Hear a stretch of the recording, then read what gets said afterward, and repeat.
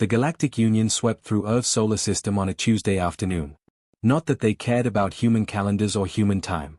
To them, Earth was just another backwater planet full of primitives who barely understood fire, let alone the stars. Dr. Velen had been collecting specimens for 3 decades. He'd catalogued over 200 species, dissected thousands of creatures, and published 17 research papers that made him moderately famous in xenobiology circles. But he was getting old, and he needed one breakthrough discovery to secure his legacy. Humans seemed promising. They were fragile, short-lived, but showed unusual problem-solving abilities for such an undeveloped species. Velen needed a young specimen, something he could study from early development. The younger, the better. He found the baby in a hospital in Portland. 6 months old, brown hair, wide curious eyes. The child's parents had stepped out for coffee. It took Velen exactly 4 to 7 seconds to scan, sedate, and transport the infant aboard his research vessel. By the time the parents returned, their son was already leaving Earth's atmosphere. The baby's name was Jake. Or at least, that's what his parents had called him. Velen didn't bother learning it. He labeled the child Subject 7739 and got to work. The experiment started immediately. Velen wanted to understand human adaptability, so he modified the baby's genetic structure. He enhanced cellular regeneration, hoping to see if humans could survive harsher worlds. He altered neural pathways, trying to increase cognitive function. He injected compounds that would make the child's bones denser, his muscles stronger, his reflexes faster. For 2 years, this continued. The baby cried a lot at first, but eventually, he just became quiet. Velen noted this as successful emotional suppression in his reports. The child grew faster than normal humans, walked earlier, showed enhanced healing when Velen inflicted minor injuries to test his modifications. But here was the problem. Every other species Velen had enhanced showed dramatic, measurable changes. Crystalline beings developed new light-refracting abilities. Insectoid creatures grew additional limbs. But the human child just seemed like a slightly tougher human. Nothing groundbreaking. Nothing that would get Velen the recognition he craved. After 26 months, Velen made his decision. Subject 7739 was a failure. The modifications had taken, sure, but they were boring. Unremarkable. Not worth the resources to continue studying. According to Union protocols, failed specimens should be terminated humanely and disposed of. But Velen was lazy. Termination required paperwork, ethical committee reviews, and disposal certificates. Instead, he chose a simpler option. There was a planet called Scorched Prime in the Outer Rim, a volcanic death world that the Union had quarantined centuries ago. Nothing lived there except some primitive reptilian creatures that weren't worth studying. Perfect dumping ground. Velen didn't even sedate the child for the drop. He just put the toddler in a basic environmental suit program to dissolve after 6 hours, loaded him into a cargo pod, and jettisoned him toward Scorched Prime's surface. The suit would keep the kid alive during entry. After that, well, nature would take its course. The local wildlife would probably eat him, or the volcanic gases would finish the job. Either way, no paperwork needed. The cargo pod crashed in an ash field about 300 miles from the largest volcanic range. The impact cracked the pod open, and the environmental suit's timer started counting down. The child, now 2.5 years old, crawled out into a world of gray ash, black rock, and air so hot it would kill most species in minutes. He should have died immediately. The suit was only rated for 6 hours. The temperature was extreme. There was no food, no water, and no shelter. Just endless fields of volcanic debris and the distant rumble of erupting mountains. But the child didn't know he was supposed to die. He'd survived 2 years of experiments and pain. His modified body, though unremarkable to Velen, was tougher than any normal human. His healing factor worked overtime against the heat. His enhanced lungs processed the thin, sulfuric air. And he was angry. Even at 2 years old, some deep part of him was furious at being abandoned, at being hurt, at being thrown away like garbage. So he crawled. Through the ash. Away from the heat. Crying, confused, but moving. Always moving. Because that's what humans do. They survive. 3 hours into his crawl, something massive landed in front of him. The child looked up through tear-filled eyes and saw scales like molten metal, wings that blocked out the red sun, and eyes that burned like furnaces. The dragon queen named Morgan stared down at the tiny, struggling creature. She'd been flying her patrol route, the same one she'd flown for 600 years, when she spotted the cargo pod crash. Curious, she'd investigated. Now she stood over this bizarre little mammal, watching it try to crawl away from her despite being obviously exhausted and dying. It should fear her. Most creatures did. But this thing just looked at her and kept moving, kept fighting. Morgan had seen that look before. In her own people's eyes, 3,000 years ago, when the Union had come for them. When they'd been used, enslaved, and nearly destroyed. She recognized defiance. She recognized refusal to quit. The Dragon Queen made a decision that would change everything. She gently picked up the child in her massive claws and flew toward the mountain areas where her clan lived. The other dragons would protest. They'd say the creature was Union-touched, dangerous, not worth their time. But Morgan didn't care. This child had been thrown away, just like her people had been. And on Scorched Prime, the thrown-away things took care of each other. That was the law of the ash fields. The child fell asleep in her claws, exhausted and broken. But alive. And Morgan decided she would call him Ash. 15 years changed everything. The child Morgan brought home that day grew up in the mountain areas, surrounded by creatures that could incinerate him with a single breath. The other dragons protested at first. They said humans were weak, that the boy carried Union technology in his blood, that he would die within weeks anyway. They were wrong on all counts. Ash, as Morgan named him, didn't just survive. He thrived in ways that shocked everyone, including himself. The experiments Velen had performed left marks deeper than anyone realized. By age 5, Ash could heal cuts in hours instead of days. By 7, he was climbing volcanic cliffs that would burn normal human skin. By 10, he could hold his breath in sulfuric caves for 20 minutes. But the real changes weren't physical. They were mental. Ash learned to speak dragon before he could properly speak English. The language was all growls and rumbles, sounds that required throat structures humans didn't naturally have. Yet somehow, his modified vocal cords adapted. Within 3 years, he was fluent. The dragons stopped seeing him as a pet project and started seeing him as something else. Something unusual. His closest companion was a young dragon named Cole. Where most dragons were massive and ancient, Cole was lean and battle-scarred from a volcanic collapse that killed his parents when he was barely a hatchling. The two of them bonded over being different. Cole was small for a dragon. Ash was strange for a human. Together, they made sense. They spent their days hunting lava serpents in the deep caverns, racing across ash fields, and getting into trouble that made Morgan shake her massive head in frustration. Cole taught Ash how to read thermal currents in the air, how to predict volcanic eruptions by listening to the mountain's heartbeat, how to fight like someone 3 times your size. Ash taught Cole about human tactics. About misdirection and traps. About fighting smart instead of just fighting strong. Dragons had always relied on their natural weapons: claws, teeth, fire. Ash showed Cole how a well-placed rock could bring down prey twice as effectively as brute force. Then there was Grace, Morgan's daughter. She was elegant where Cole was rough, thoughtful where Ash was reckless. She'd watch the two of them spar and shake her head, but she always joined in eventually. Grace taught Ash aerial combat, letting him cling to her back as she dove through volcanic geysers and rolled through toxic clouds. The first time Grace took Ash flying, he screamed in terror for about 30 seconds. Then something clicked in his brain, some ancient human instinct that remembered when his ancestors looked at birds and dreamed of touching the sky. He stopped screaming and started laughing. That's when Grace knew the human boy was going to be okay. The dragons told him stories during the long volcanic nights when the mountains glowed red and the air shimmered with heat. They told him about the old days, 3,000 years ago, when their species numbered in the millions and ruled 12 star systems. Then the Galactic Union came with promises of partnership and prosperity. The dragons believed them. They shared their technology, their resources, their knowledge. In return, the Union studied them, catalogued them, and eventually enslaved them. Dragon eggs were stolen and raised as weapons. Adult dragons were forced to fight in Union wars. Those who resisted were hunted to extinction. Within 2 centuries, millions of dragons became thousands. Then hundreds. The survivors fled to Scorched Prime, a world so hostile that even the Union didn't want it. They'd been hiding here ever since, nursing their wounds and their grudges.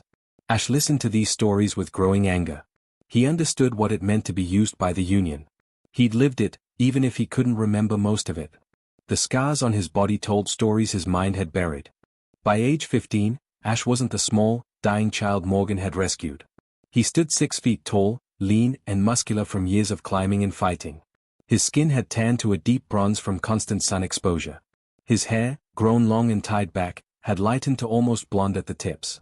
But his eyes were what caught attention. They were still human, still brown, but they held something wild. Something that had learned to survive in impossible conditions. He could touch molten rock for brief seconds without serious injury. His lungs processed air that would choke normal humans. He'd broken bones that healed within days. He'd fought volcanic wildlife that would terrify any Earth creature. But more than his physical changes, Ash had absorbed dragon philosophy. He understood their concept of Karthesh, the blood debt. It meant that some wrongs couldn't be forgiven, only repaid. It meant that family was everything, and betrayal was the ultimate sin. The dragons had become his family. Morgan was his mother in every way that mattered. Cole was his brother. Grace was his sister. The clan elders who'd initially wanted him gone now told him stories and taught him ancient fighting techniques. Life was hard on Scorched Prime, but it was honest. No lies. No experiments. Just survival and family. Then the Union ships appeared. Ash was hunting with Cole in the eastern ash fields when they saw the vessels enter orbit. Massive corporate mining ships, flanked by security cruisers. They didn't ask permission. They didn't announce their intentions. They just started deploying harvester drones toward the planet's thermal crystal deposits. Cole's entire body went rigid. Ash felt his friend's fear through the bond they'd developed over years of fighting together. "They are back," Cole whispered, his voice a low rumble that shook the ground. Ash looked up at the ships and saw the logo emblazoned on their hulls. A circular symbol with radiating lines. He'd seen it before in nightmares, in fragmented memories that felt more like feelings than actual images. Something cold settled in his chest. Not fear exactly. Something closer to recognition. Morgan called an emergency gathering at the central area. All the dragons assembled, their massive forms filling the volcanic amphitheater. The debate was fierce. Some wanted to hide, as they'd done for millennia. Others wanted to evacuate deeper into the planet's core where the Union couldn't easily follow. Ash sat quietly, listening. These creatures had saved him, raised him, loved him when his own species had abandoned him. Now their home was being invaded by the same organization that had tortured him and thrown him away. Morgan's word was final. They would not engage. They would hide and wait for the Union to take what they wanted and leave. It was the smart choice. The safe choice. Ash said nothing during the meeting. But that night, while the clan slept, he gathered supplies. A makeshift pressure suit he'd built from salvaged Union tech that occasionally washed up from ancient crash sites. Climbing gear. Thermal charges he'd learned to make from volcanic compounds. Cole found him preparing to leave. "You're going after them," Cole said. "It wasn't a question. I have to. Mother will be furious." "I know." Cole studied his friend for a long moment, then lowered his massive head so they were eye level. "Then don't get yourself killed, little brother. We still have hunting to do." Ash smiled, pressed his forehead against Cole's scaled snout, and headed toward the upper atmosphere launch point. The Union had come back to the wrong planet. They'd thrown away a human child and assumed he'd die. They'd forgotten the first rule about humanity. Humans don't die easy. And they never, ever forget. The mining station hung in orbit like a metal spider, its legs extending toward Scorched Prime's surface. Ash watched it from the upper atmospheric ridge, calculating angles and approach vectors the way Grace had taught him. Dragons understood three-dimensional movement better than any species in the galaxy. Now Ash was going to use that knowledge against the Union. His pressure suit was crude, built from scavenged parts and held together with thermal sealant. It wouldn't last long in hard vacuum, but it didn't need to. Ash only needed 20 minutes. 20 minutes to reach the station, get inside, and make them regret ever coming back. Cole carried him to the launch point, flying higher than the sulfuric clouds, where the atmosphere thinned to almost nothing. The dragon's body heat kept Ash warm as they climbed. "Last chance to reconsider," Cole rumbled. "Not a chance. Stubborn human. Learn from stubborn dragons." Cole snorted flame, which was his version of laughing. At the highest point he could safely fly, Cole rolled sideways. Ash let go, activating the small propulsion pack he'd rigged from mining equipment. It sputtered and coughed, but it worked. Barely. The void was cold and silent. Ash's heart hammered as he drifted toward the station, using small bursts from the pack to adjust his trajectory. His enhanced physiology helped. Normal humans would have already passed out from the thin oxygen in his suit. Ash just focused on breathing slowly and keeping his aim true. He hit the station's outer hull with a metallic thud that probably registered on someone's sensor somewhere. Ash didn't care. He pulled out a thermal cutting torch and started burning through an access panel. The metal glowed red, then white, then melted away. Inside, gravity returned. Ash dropped into a maintenance corridor and immediately stripped off the pressure suit. His body screamed from the temperature change, but his modified healing factor kicked in.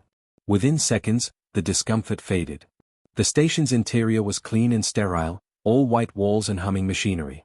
It smelled artificial, recycled, nothing like the volcanic ash and sulfur Ash had grown up breathing. It made his skin crawl. He moved fast, following the corridor toward the central hub. A maintenance worker rounded the corner and froze, staring at Ash like he'd seen a ghost. "That's impossible," the worker stammered. "Humans can't be out here.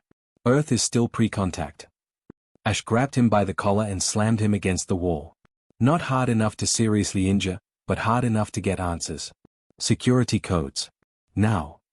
The worker's hands shook as he entered his authorization into a wall panel. Ash knocked him unconscious and kept moving. He wasn't here to kill anyone unless absolutely necessary. He was here for information. The station's security wasn't designed for internal threats. Why would it be? They were in deep space above a quarantined death world. Ash moved through the corridors like a ghost, using maintenance shafts and service tunnels that his lean frame could navigate easily.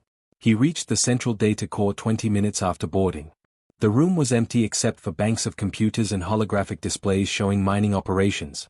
Ash plugged in a data chip he'd built from salvage tech and started downloading everything. That's when alarms started blaring. Security teams poured into the corridor outside. Ash could hear their boots, their shouted commands, the hum of plasma weapons charging. He kept his eyes on the download progress. 60%. 70. The door burst open.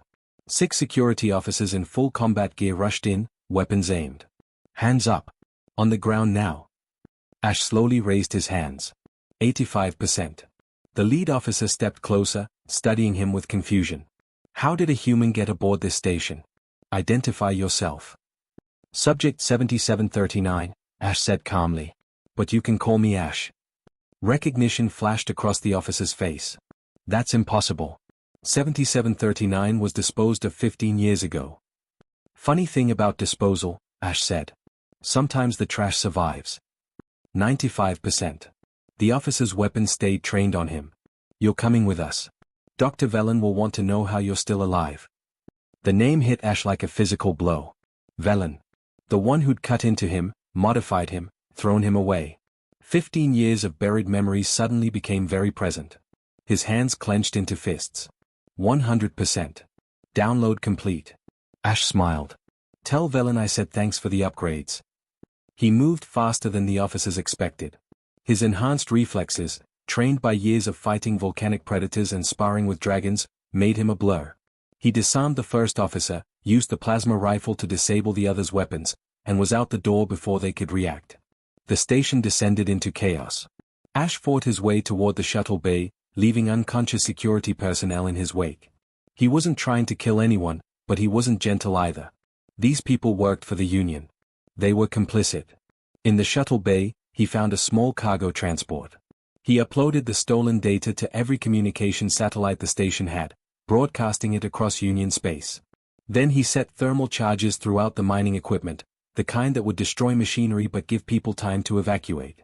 As he prepared to launch the shuttle, the main view screen activated. A crystalline face appeared, angular and glowing with internal light. "Dr. Velen." "Subject 7739, the scientist said, his voice resonating with harmonics. "Remarkable. The modifications proved more successful than anticipated. Return to custody and I'll ensure you receive proper treatment." Ash stared at the face that haunted his nightmares. "You threw me away. A miscalculation. I see that now. You've become the breakthrough I was searching for. Together, we could advance science beyond imagination. You used me, hurt me, dumped me to die. You're alive because of my work. You should be grateful." Something cold and hard settled in Ash's chest. He thought about Morgan finding him in the ash fields. About Cole teaching him to hunt. About Grace showing him the sky. About 15 years of family and belonging. "I am grateful," Ash said quietly. "You made me stronger. But you also made a mistake." "What mistake?" "You gave me to the dragons. And they taught me something you'll never understand." "What's that?" "That some debts can only be paid in fire." Ash activated the thermal charges. Throughout the station, mining equipment began to overheat and explode. Not enough to destroy the station itself, but enough to cripple its operations and force evacuation. He launched the shuttle as Velen's face twisted in rage on the viewscreen. Plasma fire chased him into the atmosphere, but Ash dove hard toward Scorched Prime's surface, using the planet's magnetic fields and volcanic interference to scramble their targeting systems. Cole met him in the lower atmosphere, catching the shuttle before it crashed and guiding it to a safe landing in the ash fields. The young dragon looked at his friend with something like awe. "You actually did it." "I did. Mother is going to be so angry." "I know." But Ash also knew something else now. The data he'd stolen contained files. Lots of files. Project Ascension. Current operations. Locations of research stations. And most importantly, a list of names. Other human children. Dozens of them. Taken from Earth over the past 20 years. Experimented on. Used. Some were marked as terminated. But many were listed as active subjects. Still alive. Still suffering. Ash looked up at the Union ships fleeing orbit, their mining operations destroyed. They'd be back.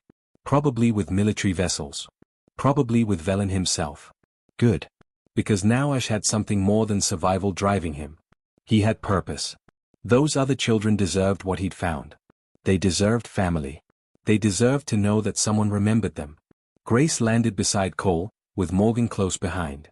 The Dragon Queen looked at Ash with an expression somewhere between fury and pride. "You disobeyed," she rumbled. "Yes. You endangered the clan." "Yes. You started a war we cannot win." Ash met her burning gaze without flinching.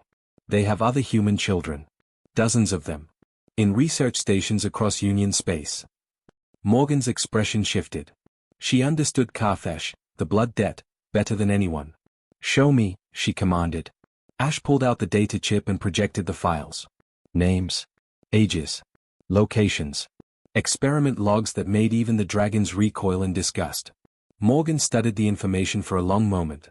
Then she raised her head and roared, a sound that shook the mountains and sent volcanic ash swirling into the red sky. "Gather the clan," she commanded. "For 3,000 years we have hidden. No more. These children are owed a debt. And dragons always pay their debts." Cole looked at Ash with wild excitement in his eyes. "Brother, what have you started?" Ash smiled grimly. Something the Union should have seen coming. They took human children and thought would just disappear. They forgot one important thing. "What's that?" "Humans always come for their own. Always." The Union didn't waste time. 3 days after Ash destroyed their mining operation, a full military fleet arrived at Scorched Prime. 8 warships, 24 assault craft, and enough firepower to level a small moon. They came with one purpose: recapture or eliminate Subject 7739. Leading them was someone Ash hadn't expected. Another human. His name was Derek, and he'd been taken from Earth 18 years ago when he was only 4 years old. Unlike Ash, Derek hadn't been discarded. He'd been perfected. The Union had erased his memories, rebuilt his mind, and trained him as their weapon. Now he served as Enforcer Commander, leading military operations across Union space. Ash watched the fleet's arrival from the high peaks with Morgan and Cole beside him. The Dragon Queen's ancient eyes studied the ships with grim understanding. "They've brought enough force to exterminate us," she said quietly. "Then we don't fight them head-on," Ash replied. "We fight like humans." Cole snorted. "Humans are small and weak. How do they fight?" Ash smiled. "Dirty." Over the next 2 days, Ash transformed the volcanic landscape into a nightmare for the incoming Union forces. He used everything the dragons had taught him and combined it with human tactical thinking that no Union strategist had ever encountered. He rigged thermal vents to explode when triggered by specific weight signatures. He created false cave systems that led assault teams into dead ends filled with toxic gas. He showed the younger dragons how to use the terrain, how to attack from unexpected angles, how to retreat and regroup rather than fighting to the death. The Union forces landed expecting primitive reptilian creatures. Instead, they found coordinated ambushes that picked apart their formations. Dragons would dive from volcanic clouds, strike hard, and vanish before air support could respond. Ground troops would trigger traps that buried them in ash or exposed them to superheated steam. Derek led the third wave personally, landing with an elite strike team in the Eastern Territories. Ash was waiting for him. They met in a lava field where the ground glowed red and heat shimmers made the air dance. Derek stepped forward in full combat armor, enhanced by the same type of modifications Ash had received. Maybe better ones. Subject 7739, Derek called out. I've read your file. Velen's failed experiment. You should have died 15 years ago. Ash emerged from behind a rock formation, weaponless but unafraid. Lot of people keep saying that. I'm still here. Derek studied him with cold, analytical eyes. You've cost the Union significant resources. Dr. Velen wants you alive, but I'm authorized to use necessary force. You're human, Ash said. Like me. They took you too. I'm not like you. I'm what humanity can become when properly guided. You're a relic of primitive thinking. They erased your memories. Your family. Everything you were. Derek's expression didn't change. I have no family. I have purpose. The Union gave me that. He activated a holographic display from his wrist device. I'm authorized to make you an offer. Return with us. Help us complete Project Ascension. We have 32 other human subjects. With your cooperation, we can perfect the modifications. Humanity could become the galaxy's apex species. Ash felt sick. Those children aren't subjects. They're people. They have names, families, lives that were stolen. Irrelevant sentiment. And what happens to the dragons? To this world? Derek glanced around at the volcanic landscape. This planet has valuable thermal deposits. The indigenous reptiles will be relocated or eliminated as necessary. Something inside Ash snapped. These were his people Derek was talking about so casually. Morgan, who'd found him dying and chose to save him. Cole, who'd become his brother. Grace, who'd shown him the sky. The clan that had raised him when his own species abandoned him. No deal, Ash said flatly. Derek sighed. I was hoping you'd be reasonable. He signaled his team. 24 elite soldiers emerged from concealment, weapons trained on Ash. You're outnumbered and outgunned, Derek said. Surrender or die. Ash looked at him sadly.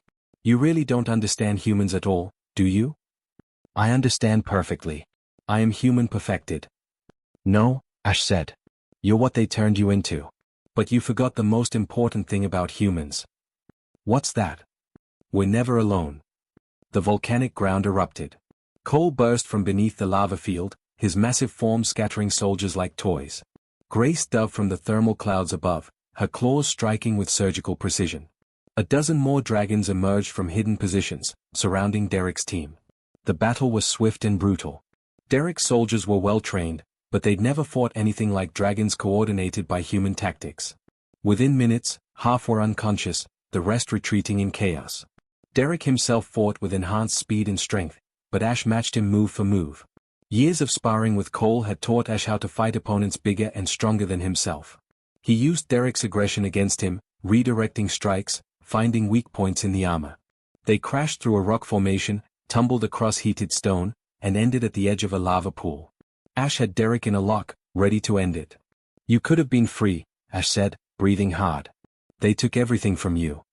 For just a moment, something flickered in Derek's eyes. Confusion. Pain. A fragment of memory trying to surface. Then his training reasserted itself and the moment passed. I am free, Derek said. You're the prisoner. Prisoner to primitive emotions. To useless attachments. Ash released him and stepped back. One day you'll remember. And when you do, you'll realize what they stole from you. Derek retreated with his remaining forces, but Ash knew this wasn't over. The Union had committed too many resources to withdraw now. The real assault came 2 days later. The warships began orbital bombardment, targeting the Dragon Ares directly. They weren't trying to capture anymore. They were trying to exterminate. Ash worked frantically with the clan, evacuating the young and the injured into the deep caves where the bombardment couldn't reach. But the Union had done their homework. They deployed atmospheric weapons specifically designed to suppress dragon physiology, making it harder for them to breathe fire or fly at high altitudes. During one evacuation, Ash was caught in the open protecting a group of hatchlings. A Union strike team surrounded him. This time, Derek wasn't there to give him a chance to surrender. These soldiers had orders to eliminate on sight. Ash fought hard, but even his enhanced abilities had limits. He took down 4 soldiers before a plasma blast caught him in the shoulder. Another hit his leg. He went down hard, vision blurring from pain and blood loss.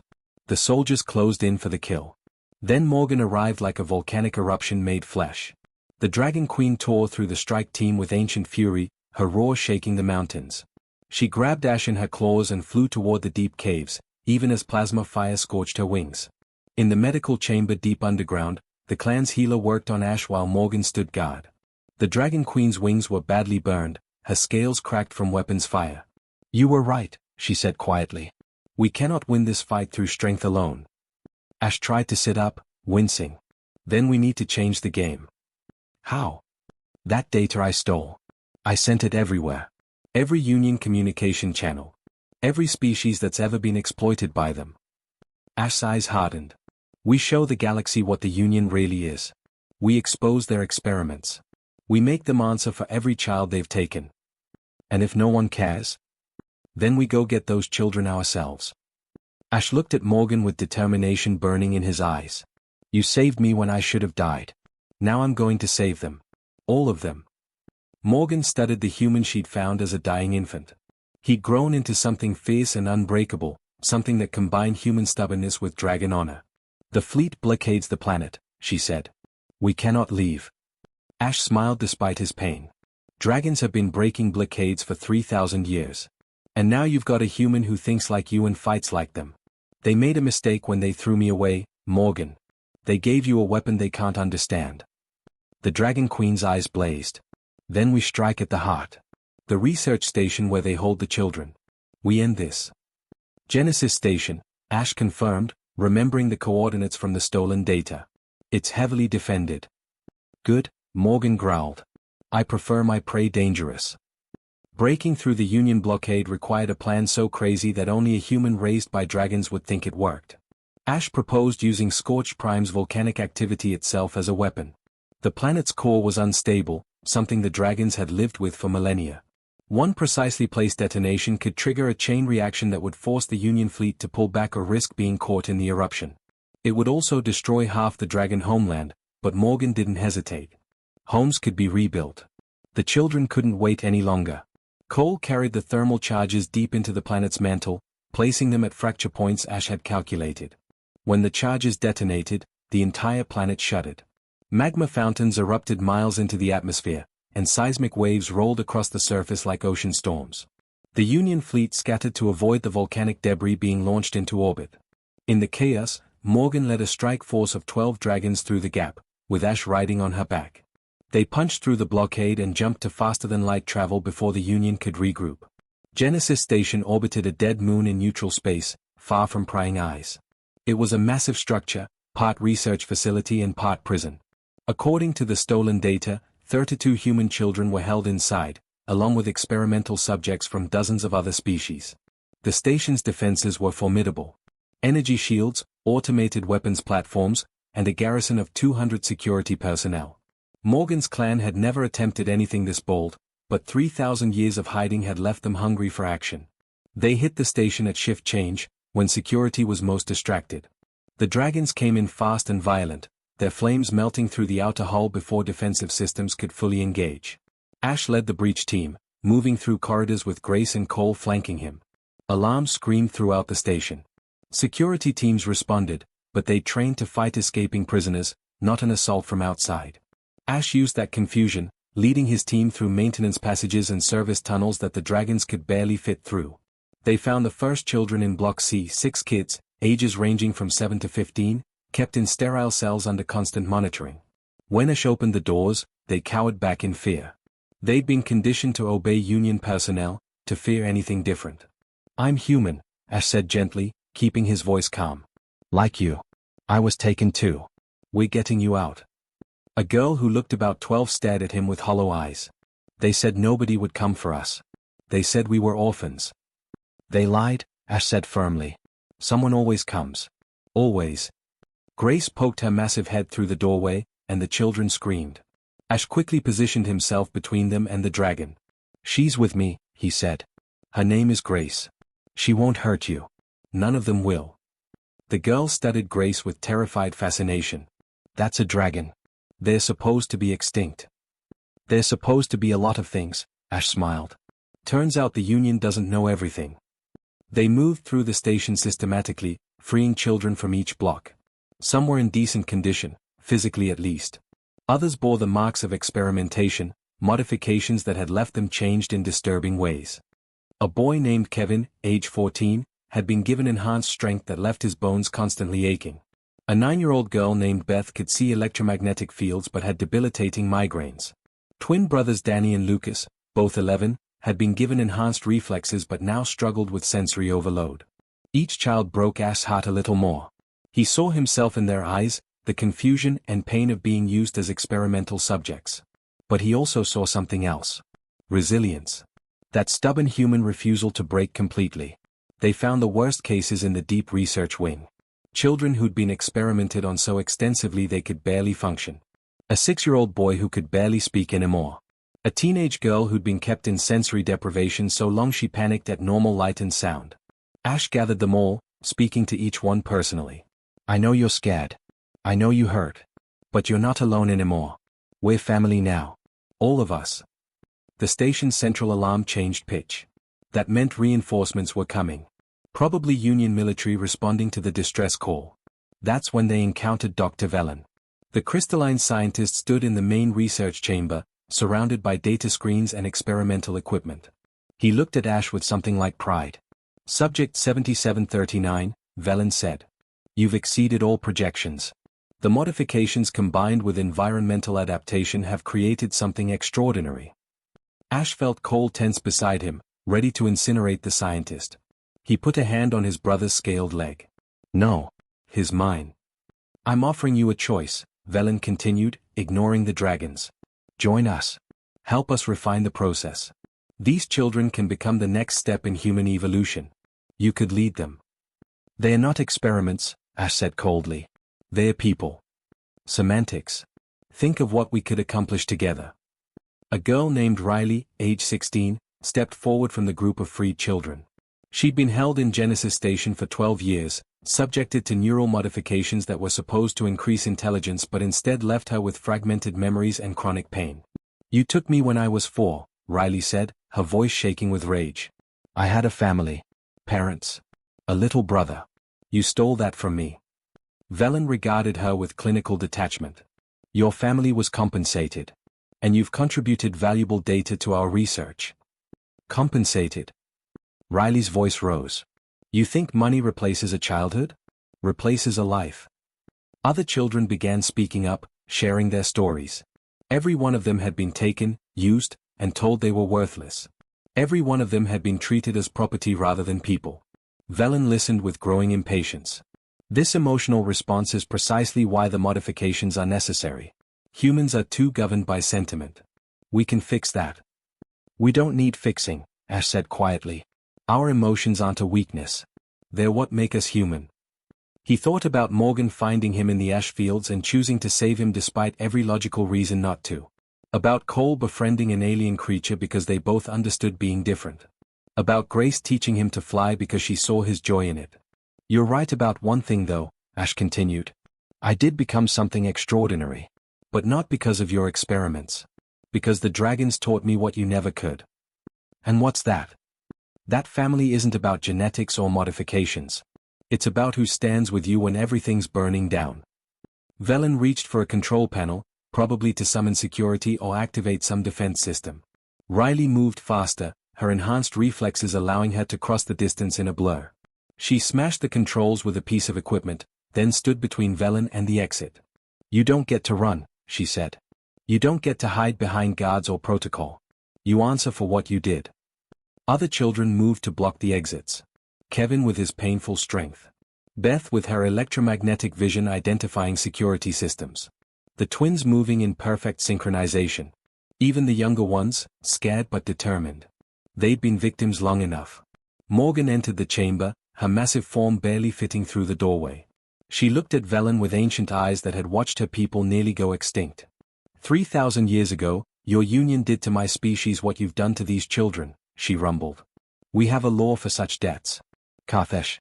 Blood for blood. Velen's crystalline structure flickered with what might have been fear. I'm a scientist. I was following protocols. This was sanctioned research. You made a choice, Ash said. Every time you hurt a child, every time you treated us like objects, you chose that. Now you get to live with the consequences.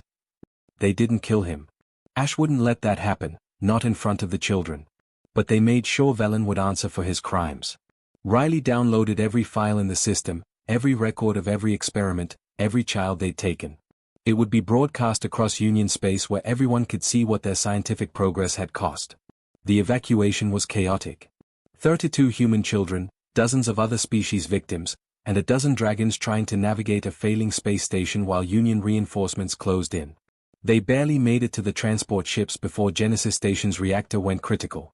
Ash watched the station explode from the transport's viewport. Cole stood beside him, his scaled form radiating heat in the cold ship. "It's not over," Cole said. "The Union won't let this stand." "I know," Ash replied. "But we showed them something today. We showed them that the things they throw away don't stay gone. They come back. And they bring family." The children gathered around as the transport jumped to faster-than-light travel. They were scared, traumatized, and facing an uncertain future. But they weren't alone anymore. Riley approached Ash quietly. "What happens now? Where do we go?" "Back to Scorched Prime," Ash said. "It's not much. Volcanic death world, thin atmosphere, everything trying to kill you. But it's home. And the dragons will welcome you like they welcomed me." "Why would they do that?" "Because," Ash smiled, "they understand what it means to be thrown away. And they never forget family."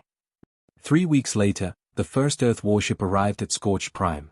Captain Mitchell, commanding the ESS Defiance, had seen the broadcast.